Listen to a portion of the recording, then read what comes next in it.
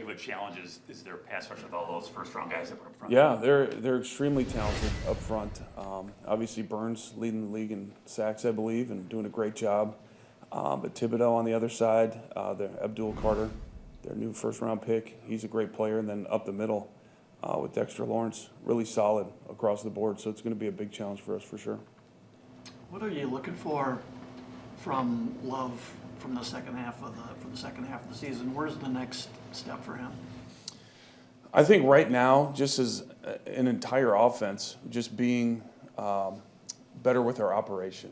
I think the last game for sure was not good enough just as far as penalties, being clean with our formations, things like that. So that's the biggest thing I think I really want to focus on this game is cleaning that stuff up, because that, as you saw last game, really shot us in the foot a bunch of times. Was just not playing good football and just being cleaner with our operation. But with Jordan, again, just keep doing a great job with his leadership, and then just consistency. We just got to be really consistent, and I think we keep doing that, we'll be where we want to be at the end of the year.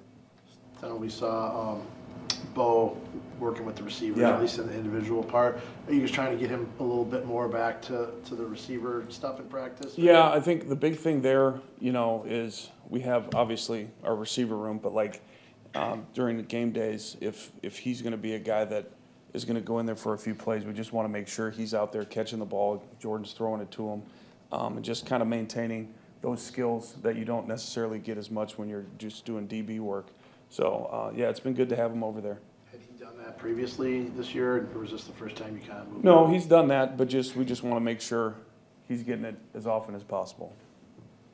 We saw the receptions from Musgrave, but how'd you evaluate his overall play as he stepped into a larger Yeah, role? I thought, he did a good job for the most part. I'd like to see, him just keep taking steps forward. And I think one big thing for him is just going to be keep being a force in the run game, and how can he just help us in that area as well, not just in the pass game. So I'm excited to see how he responds and just how he gets better every game.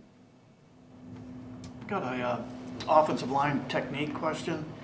So like going back to McCarthy, when their line would struggle or have a bad game, the answer invariably was pad level, and it's a lot of that in the last 7 years with you guys too. If that's such a basic part of O-line play, what is it about it that's so tough to consistently do? I think, yeah, it's anytime, you get these guys playing offensive line, it's just one of those things that you always have to focus on is just keeping your pads under the defender. It's not a very natural position to be in, and it takes focus, and guys just need to always, as you're playing, keep constantly thinking about keeping my pads down, keeping a great base, keeping my hands inside, all those basic fundamentals that, it's just like on defense. Oh, our tackling was poor. Why was our tackling poor today? Because we had bad fundamentals. It's just kind of the same thing on offense with pad level as well, where you just really need to harp on it, because it's not an easy thing to just go out there and do. So how do you do that? You just keep drilling it, keep talking about it, and just make sure the guys are really focused on it every week. What's your confidence level that you've identified your 5 best there on the line? I'm pretty confident, but again, the thing is, I like our depth there as well. So, there's still competition in the offensive line room for sure every week. And, we played with DK, we played with Belton, and Monk's been having good practices. So all those guys are viable options for sure. Does anything change for Sean this week as far as prep goes? Sean Ryan. Oh, sorry. Sean Ryan. Yeah. Now, yeah, he's playing center right now, so he's going to be our center. He's doing a great job. He's always been the backup center, so every week he prepared that way in case this happened with Eldon going down. So, he's just going to go on and do his thing, and yeah, just excited to see him play. So there's no more extra meeting time just because the center's kind of the ringleader of it all. Yeah, no, he was in all those meetings anyways, so it wasn't like he wasn't there. You know what I mean? So I wouldn't say there's any more preparation that he's already done. Is Monk training exclusively at center for now? No, I mean, he's always been an interior backup, kind of the same thing. Any guy that's not starting really focuses on multiple positions, just in case, with how things go during the games. So if something happened to Sean, he could do all the stuff you need him to do? Mm-hmm. Yep. Yeah, he'll be ready. Steno was a old offensive line coach. When you look at your run game, what do you see, and how do you kind of feel about not necessarily what Josh is doing, but also what Josh is doing, but more importantly, the guys in front of him? Well, I like how Josh is running the ball, especially as of late. I think he's done a really nice job breaking tackles and just running hard.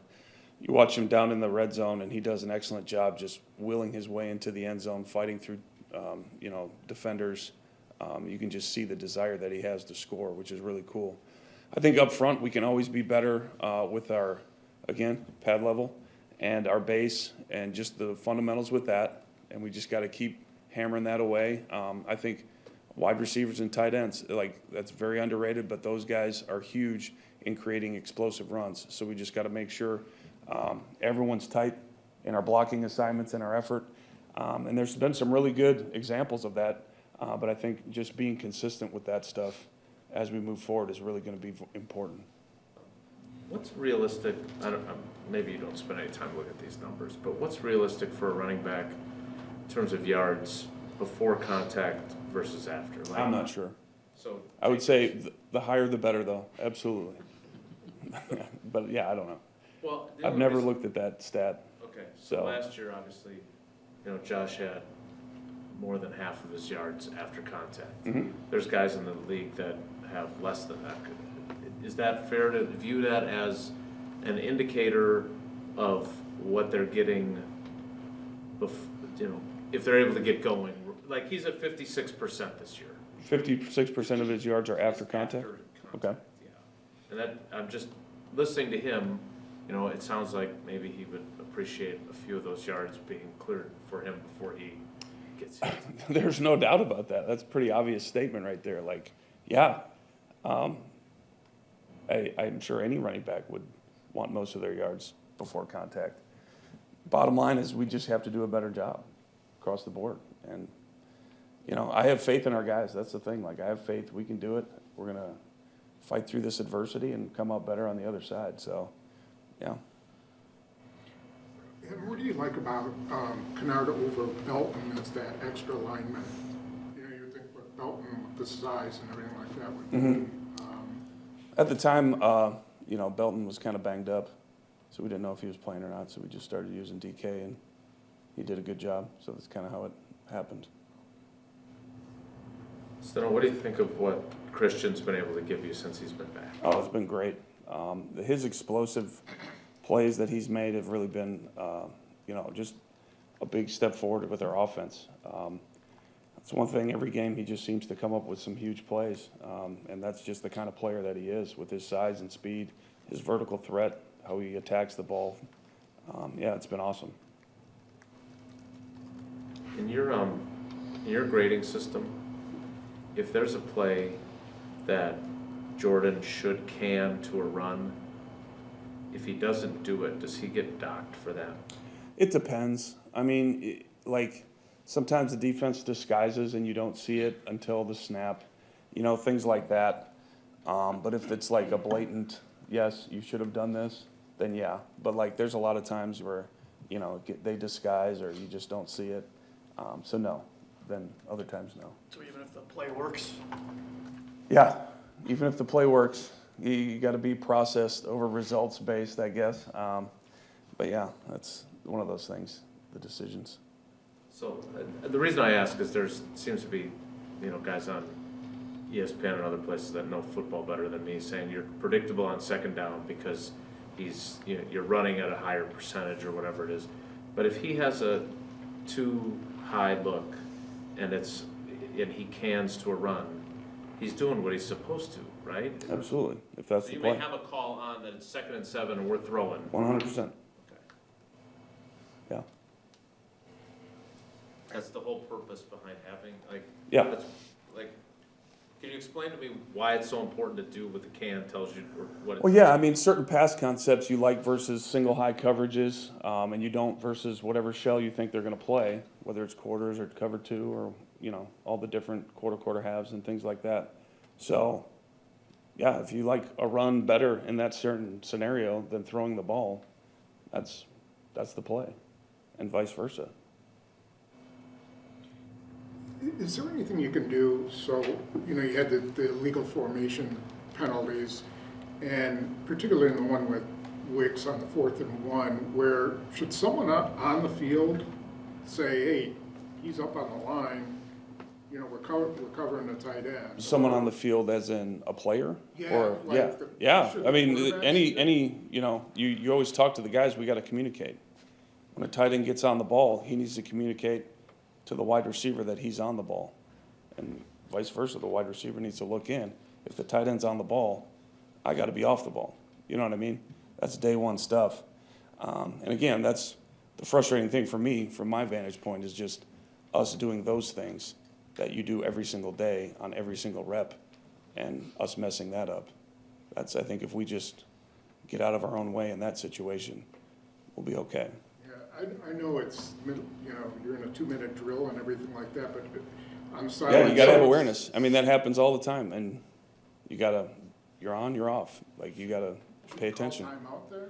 Yeah, if you see it, absolutely, call timeout for sure.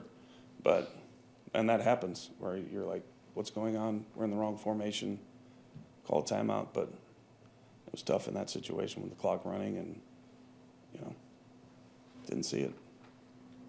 You've mentioned the execution of the offensive line. Is there anything to how defenses are defending you in the run game specifically differently because there's now this? Yeah, there's certain things I'm not really gonna get into, but yeah, there's always some change ups in every game plan that they're gonna throw at you, that you have to adjust to. Yeah,